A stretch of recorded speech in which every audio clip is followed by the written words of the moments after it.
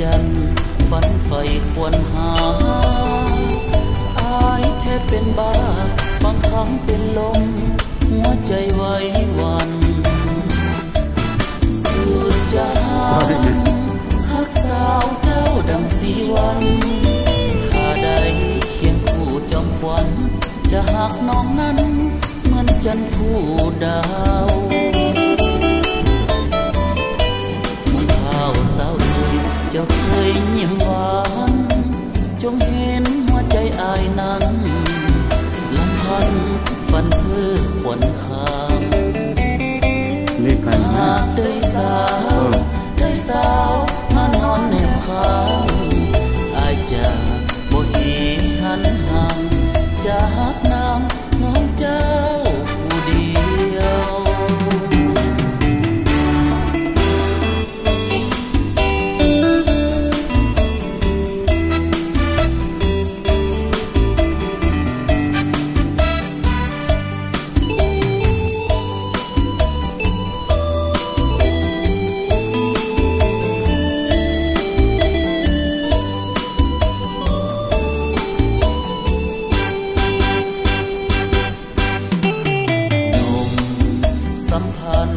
ฝันใฝ่ควรหา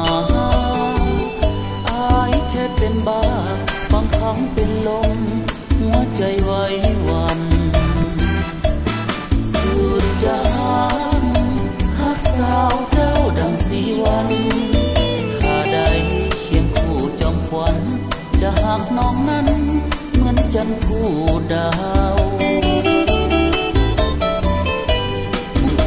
สาวเอ่ยเจ้าเคยยิ้มหวานจงเห็นหัวใจอายนั้นลำพันฝันเพื่อขวัญข้ามหากได้สาวมานอนแนบข้างอายจะ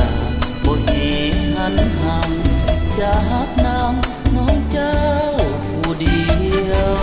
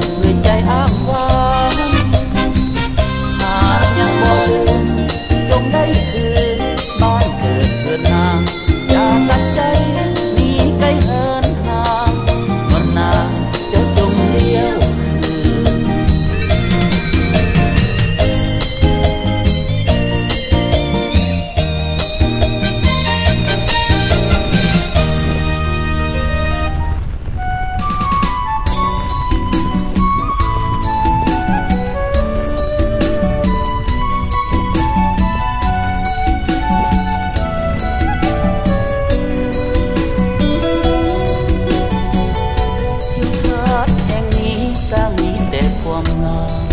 วิไลสมแล้วเป็นหน้าจับใจงามเนื้อสิ่งใดใน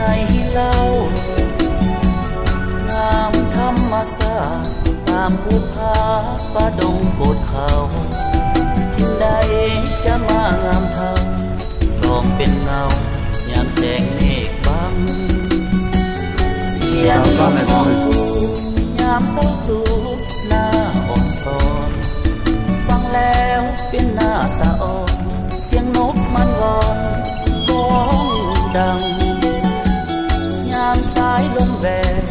เสียงใบแปลกคือของกองดังหน้าผา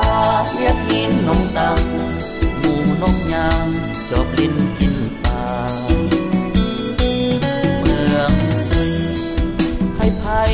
ก็ยังต้องการเห็นแล้วอยากไปพบผ่านอยากจะเห็นไว้เป็นควันตามีหอยสลักปักดวงใจยามเมื่อจากลาน้องตั้งคำเขาเลือสาอาจเป็นกายายามแลงนั่งจองผู้โซเลี้ยวงงงคืนเต่ากลับมาเมืองสุยแสนงามสง่าดังเทพเทวาปั้นแต่งนมสาวเดินลิ้นยามตาเว้นใกล้จะรับแสงเพื่อไหลใต้ฟ้างามแลงสุขสมทุกแห่งเมืองสุยนี้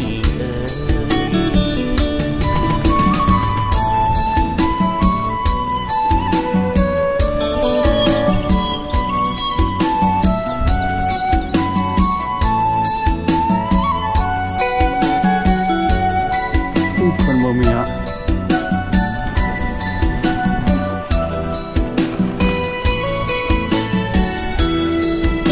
เอาไปละถ้าบ่มีไปพักที่เป็นเมืองรถไปแล้วไปบ่อนว่าไผ่ก็ยังต้องการเห็นแล้วอยากไปพบผ่านอยากจะเห็นไว้เป็นควันตามีหอยสลักปักดวงใจยามเมื่อจากลาน้องตั้งคำเขาเลือสาอาจเป็นกายายามแลงนั่งจองผู้โซเลี้ยวงงงคืนเต่ากลับมาเมืองสุยแสนงามสง่าดังเทพเทวาปั้นแต่งนมสาวเดินลิ้นยามตาเว้นใกล้จะรับแสงเพื่อไหลใต้ฟ้า